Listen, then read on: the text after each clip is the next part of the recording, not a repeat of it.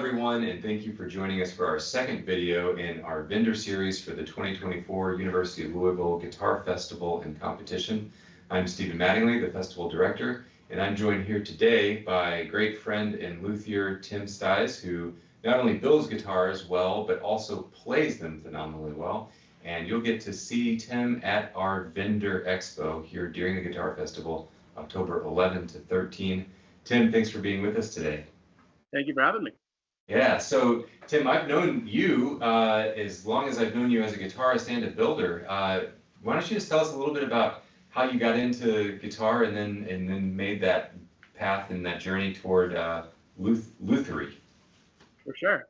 Well, started out just musical family. Two sisters are opera singers. My mom's, always been a church keyboardist. She plays the organ and piano. So, one of my earliest childhood memories is laying under the piano in our living room when my mom played Chopin Prelude. So it's just always been in my life. Got a late start to music still. I bounced around, played a little piano, did a lot of choruses in middle high school time. Found guitar in high school and started playing it. Really fell in love with the instrument, especially once I found out you could play, Bach on the guitar. I didn't really know that for a while. So decided to pursue music degree. Got into FSU, also your alma mater. My first lesson was with Bruce. My first guitar lesson was with Bruce Holzman. Oh, wow, I didn't know that. That's great. Cool. So sort of self-taught through high school, doing the whole YouTube thing, copying John Williams' right hand from a bunch of YouTube videos. First lesson was with Bruce, and, in that hallway outside of his office, there's always kids warming up for their lesson. So, I was there as a music undecided or a music ed major, I forget which. And my first lesson, an upperclassman was warming up some Cathedral, some Barrios, and I said, I want to do that. I want to just do that. So really went full tilt into the performance thing. Went a little too full tilt. So a couple of years into my undergraduate performance degree, I was doing the 6 to 8 hour days, kind of catching up on lost time, and had some hand injuries.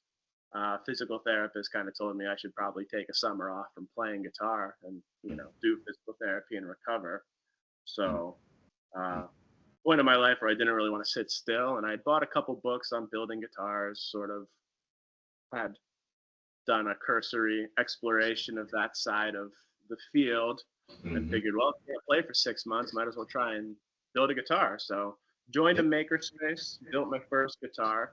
It didn't explode, and I ended up liking it more than practicing 6 to 8 hours a day. Super. Yeah. So for the last decade, I've been finishing out my performance degrees. I'm a strong believer that being able to play the instrument well informs your building. I don't think it's necessary, but I certainly don't think it hurts.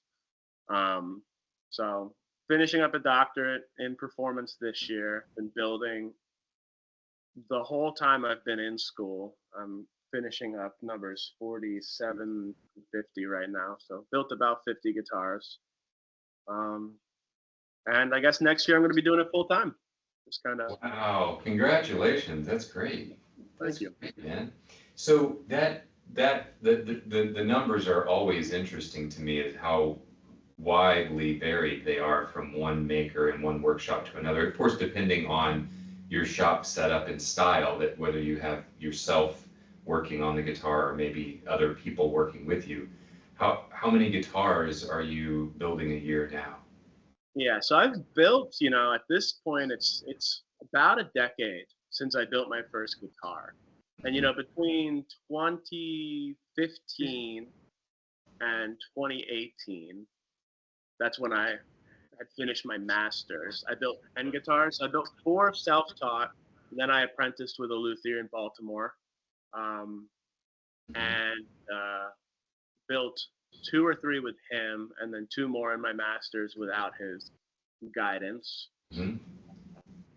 So it's averaged out to about 5 a year, but it's been slowly ramping up. I've never built completely full time. It's always been this ebb and flow of I finish a recital, kind of put down the guitar and start building full time. And as I start programming the next degree recital or the next gig, building sort of ramps down and I go back to practicing because they are almost like they both are just mutually exclusive sort of careers. It's really hard to do them both at a high level at the same time, Right. mainly because I break nails and I've got stitches last month in my thumb and Yeah. all Right. sorts of things. So it's just hard to keep the hands healthy when you're woodworking full time. Yeah. So you're building guitars while you're doing a doctoral degree. That's just Yeah. unbelievably difficult to do, I'm sure. Yeah, it's been a lot, and I work a lot. And, when I moved to Madison, I also got married. And I always joke that I feel like I'm working a lot, but she's in residency. So she's still out working me on a daily basis. Like I'm doing 7-hour weeks and she's doing 80. Yeah. Yes. It is a lot. Yeah. So I Yeah. sit here and warm up. When I'm healthy, I've been practicing because I had stitches, which it was right on the inside of my thumb. So that kind of hurts with holding the neck. Yeah. Um, but yeah, so try and warm up out here, get some notes in, work on my arrangements. Good. Good. Good.